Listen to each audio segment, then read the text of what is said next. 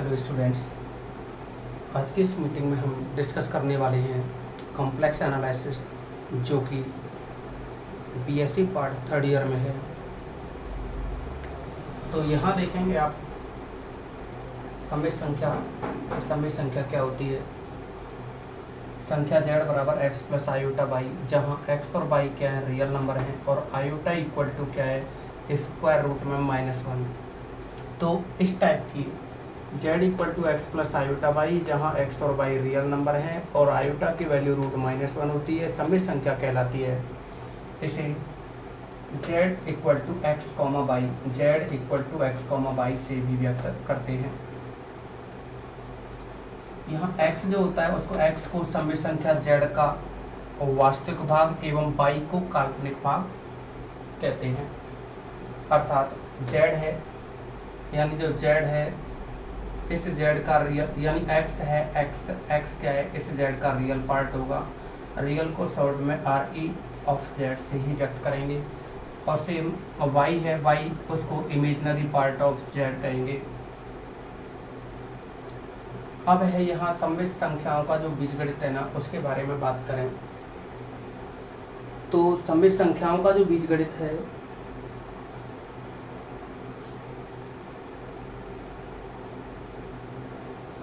जैसा कि आप देख पा रहे हैं, सम्मिश्र बीजगणित माना दो सम्मिश्र संख्या z1 equal to x1 plus iota y1 तथा z2 equal to x2 plus iota y2 है। तब इनका जो योग होगा z1 प्लस z2, तो वो किया जाएगा, z1 की वैल्यू है अपने पास x1 plus iota y1, z2 की वैल्यू है x2 प्लस आयोटा y2। तो यहाँ देखिए, बिना आयोटा वाला जो भाग है वो x1 और x2 है, इन दोनों को एक साथ लिखा, और आयोटा y1 और आयोटा y2 में से आयोटा कॉमन ले लिया, y1 y2 एक साथ लिखा। अब जैसा कि हमने बताया कि z बराबर x प्लस आयोटा y को हम लिख सकते हैं z equal to X comma Y. Iota को लिखना जरूरी नहीं है, x कॉमा वाई से लिख सकते हैं। तो वैसे ही यहाँ जो x1 plus x2 plus iota y1 plus y2 को आप लिख सकते हैं x1 प्लस x2 कॉमा लगा करके y1 प्लस y2। यानी देखिए, रियल पार्ट और इमेजिनरी पार्ट को लिखा जाता है यहाँ। तो वैसे ही हमने रियल पार्ट और इमेजिनरी पार्ट को लिख दिया, इमेजिनरी के साथ आयोटा नहीं लगाया जाता है, ठीक है ना। इसको लिखते समय आयोटा को नहीं लिखा जाता। ऐसे ही z1 माइनस z2 करेंगे, तो z1 की value x1 plus iota y1 और z2 की वैल्यू है x2 प्लस आयोटा y2। दोनों में से x1 माइनस x2 को तो पहले लिख दिया, प्लस आयोटा दोनों में से कॉमन लिया, यहाँ y1 है और माइनस का y2, इन दोनों को लिखा। तो इसको लिख दिया x1 minus x2 comma y1 minus y2, जो कि हमने real part comma imaginary part के अकॉर्डिंग लिखा है। अब देखेंगे आप इनका मल्टीप्लिकेशन z1 इंटू z2 कैसे किया जाता है। तो आप देख पा रहे हैं, z1 की वैल्यू है x1 plus iota y1, z2 की वैल्यू है x2 प्लस आयोटा y2। तो अगर हम इनका गुणा करें तो देखो, करना क्या चाह रहे हैं, रियल पार्ट एक साइड में लिख रहे हैं हम और इमेजिनरी पार्ट को दूसरी साइड में। तो आप देखेंगे x1 x2 का गुणा किया, यहाँ लिखा, x1 x2 का गुणा किया, ये लिख दिया, और आयोटा y1 का आयोटा y2 से गुणा करोगे तो आयोटा आयोटा हो जाएगा, आयोटा का स्क्वायर जो कि माइनस होता है, y1 इंटू y2 को भी लिख दिया। तो ये तो हो गया यहाँ रियल पार्ट। अब क्या है, प्लस लगाया, अब आयोटा वाले लिखेंगे, तो देखो आयोटा y1 का गुणा x2 से करेंगे तो आयोटा कॉमन, y1 x2, और फिर x1 का गुणा आयोटा y2 से करेंगे तो आयोटा कॉमन x1 y2, ये लिखा। तो ये रियल पार्ट प्लस ये इमेजिनरी पार्ट हो गया, इनको कॉमा लगा करके हमने नीचे लिख दिया। ओके, नेक्स्ट, अब इसके डिवीजन की बात करें हम, तो आप देख पा रहे हैं इसके डिवीजन के लिए z1 अपॉन z2, जहाँ z2 क्या है, 0 नहीं होना चाहिए, तो z1 की वैल्यू है x1 plus iota y1, z2 की वैल्यू है x2 प्लस आयोटा y2। तो ये लिख दिया हमने x1 plus iota y1 upon x2 plus iota y2। इस वैल्यू में हमने मल्टीप्लाई किया इसके कॉन्जुगेट का, तो x2 प्लस आयोटा y2 का जो कॉन्जुगेट है x2 माइनस आयोटा y2, इससे हमने रेशनलाइजेशन किया है। तो आप देख पा रहे हैं कि ऊपर वाली टर्म का अगर मल्टीप्लाई करेंगे तो मल्टीप्लाई करने का तरीका हमने आपको बताया कि रियल पार्ट एक तरफ होना चाहिए, इमेजिनरी पार्ट दूसरी तरफ। तो आप देखेंगे x1 इंटू x2 लिखा, यहाँ x1 इंटू x2 है, आयोटा बाई वन का गुणा आयोटा बाई टू से करेंगे तो देखो ये प्लस का है, ये माइनस का है, तो प्लस माइनस को गुणा करने पे माइनस आएगा, लेकिन ये माइनस तो आएगा, लेकिन आयोटा इंटू आयोटा करेंगे तो आयोटा स्क्वायर जो कि माइनस होता है, तो माइनस माइनस प्लस हो गया, by one into by two. तो ये लिखा हमने प्लस का by one into by two. और इसी के साथ अब देखेंगे आप इसमें आयोटा वाली वैल्यू, x1 का गुणा हम आयोटा बाई टू से करेंगे और आयोटा बाई वन का गुणा x2 से करेंगे। तो जब हम आयोटा बाई वन का गुणा x2 से करें तो ये बनेगा x2 बाई वन, इन दोनों का गुणा x2 by one, x2 by one iota को कॉमन ले लिया है। और ऐसे ही x1 का गुणा माइनस आयोटा बाई टू से करेंगे तो iota common x1 by two, x1 by two. Okay, और देखिएगा आप नीचे ये a प्लस बी और ये a माइनस बी, तो आपको पता है पहली संख्या का वर्ग होगा यानी x2 का वर्ग होगा माइनस, और आयोटा का वर्ग करोगे ना तो आयोटा देखो x2 square a plus B a minus B होता है, तो पहली टर्म का वर्ग माइनस दूसरी का वर्ग करेंगे तो आयोटा का वर्ग होगा जो कि इस चिन्ह को प्लस कर देगा, क्योंकि आयोटा का वर्ग माइनस होता है तो माइनस माइनस प्लस, और यहाँ बाई टू का वर्ग। ओके, यही वैल्यू हमने याद की है। अब इसको हमने अलग अलग किया, रियल पार्ट को डिवाइड किया और इमेजिनरी पार्ट को भी डिवाइड किया। ओके स्टूडेंट्स, यहाँ तक किसी भी स्टूडेंट को कोई प्रॉब्लम नहीं होनी चाहिए।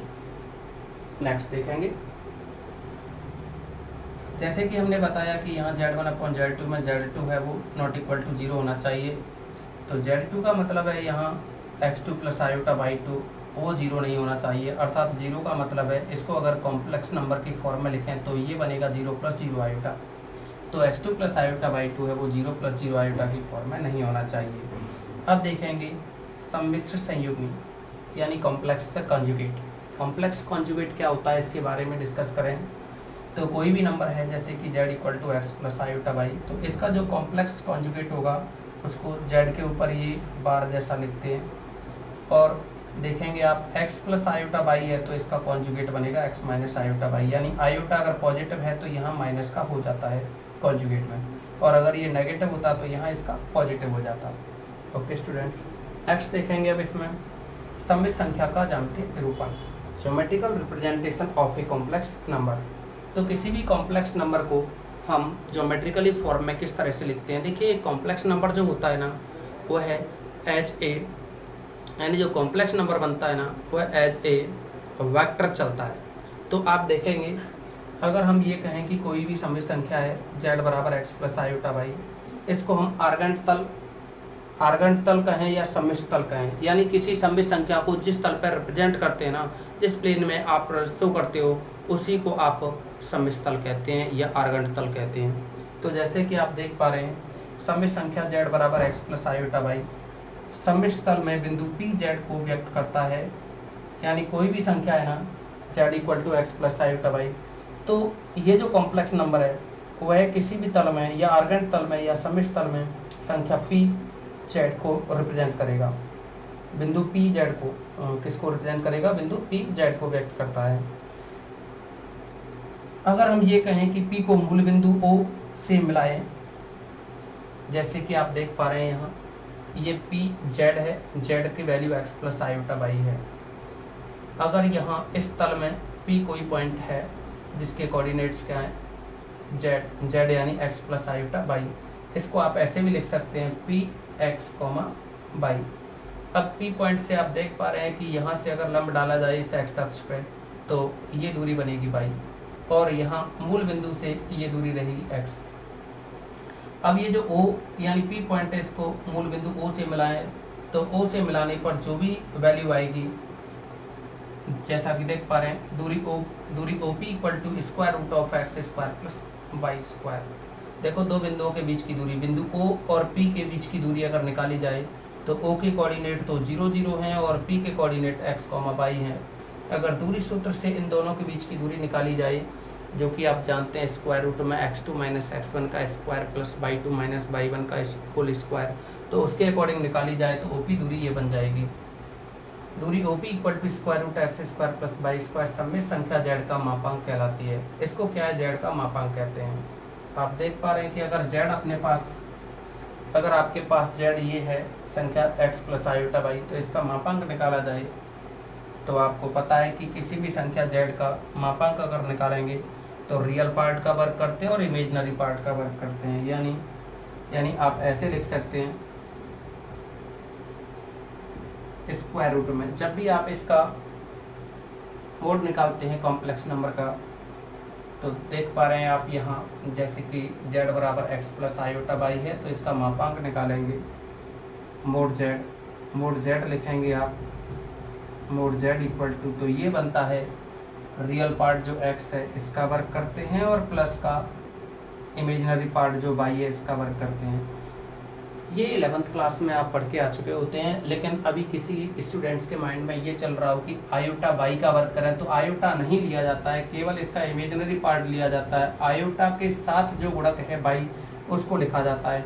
आपके माइंड में चल रहा हो कि आयोटा बाई का वर्क करेंगे तो आयोटा का वर्क माइनस हो जाए, तो ऐसा नहीं होता है, ठीक है ना। अब आप देखेंगे यहाँ की दूरी OP equal to square root of x square plus Y square समय संख्या z का मापांक कहलाती है और इसे मोड z से व्यक्त करते हैं, अर्थात मोड z बराबर under root x square plus Y square. अगर हम mod z equal to r लें और कोण POX इक्वल टू थीटा लें, POX जो एंगल है ये कितना लें, थीटा, तो देख पा रहे हैं आप x equal to r cos theta और y equal to r sine theta, क्योंकि देखेंगे आप ये x है, थीटा के सामने ये लंब होगा, ये आधार है और सबसे बड़ी भुजा जो OP है वो कर्ण है। तो आप देखेंगे आधार हो गया x और ये OP है जो कि r है, तो x अपॉन r यानी आधार बट्टे कर्ण, OP क्या है, ये कर्ण है, तो x अपॉन r क्या हो जाएगा, आधार बट्टे कर्ण जो कि होता है कॉस थीटा। तो देखेंगे x इक्वल टू r को इधर ले जाएंगे तो r कॉस थीटा बनेगा, यही लिखा है x equal to r cos theta. Same आप y अपॉन r करोगे तो लंब बटे कर्ण बनेगा जो कि फिर साइन हो जाएगा, इसीलिए y equal to r sine theta ये लिख दिया हमने। ओके स्टूडेंट्स, अब देखिए जो कॉम्प्लेक्स नंबर बना z equal to x plus iota y, तो x की वैल्यू है अपने पास r cos थीटा ये लिखी, प्लस आयोटा y की वैल्यू है r साइन थीटा। तो r को दोनों में से हमने कॉमन लिया, cos theta plus iota sine theta. तो cos theta plus iota sine theta के बारे में आपको पता है कि cos theta plus iota sine theta ये होता है e की पावर आयोटा थीटा। तो यहाँ हमने r को लिखा और ये जो cos theta plus iota sine theta इसको e की पावर आयोटा थीटा कहा। तो देखिए ये जो z equal to r e की पावर आयोटा थीटा है, इसको ध्रुवीय रूप कहते हैं कॉम्प्लेक्स नंबर का, पोलर फॉर्म, यानी ये क्या होगी, पोलर फॉर्म होती है कॉम्प्लेक्स नंबर की। ओके, अगर हम इन दोनों को डिवाइड करें, y और x को डिवाइड करें, तो हम क्या एम्पलीट्यूड कोणांक निकालना चाह रहे हैं, तो y अपॉन x करें तो y की वैल्यू है ये r साइन थीटा, x की वैल्यू है ये r cos थीटा, r से r कैंसिल होगा, साइन अपॉन cos tan बनेगा। तो y upon x equal to tan theta या tan theta equal to y upon x लिख सकते हैं। तो यहाँ से थीटा निकाला जाए तो थीटा निकालोगे तो tan को राइट साइड में लाते हुए tan इनवर्स में चेंज हो जाएगा, तो theta equal to tan inverse y upon x। तो यहाँ जो थीटा है, जो आपने ये थीटा निकाला, वह है z का कोणांक कहलाता है। सममित संख्या z का क्या होगा, कोणांक होगा, एम्पलीट्यूड होगा। ओके स्टूडेंट्स, आज की इस वीडियो में इतना ही रखेंगे।